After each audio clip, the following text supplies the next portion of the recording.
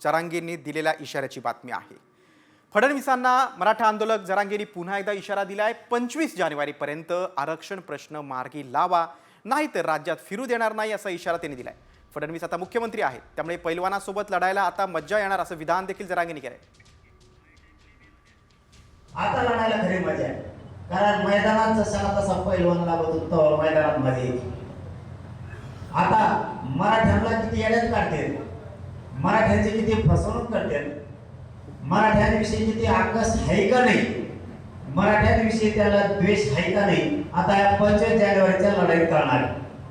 त्यांना जर मराठ्यांचा द्वेष नसत, त्यांना जर मराठ्याचे लेकरं मोठे वाटत असतील तर 25 जानेवारीला मराठ्यांच्या आरक्षणाचा प्रश्न ते तातडीने मागे काढतील।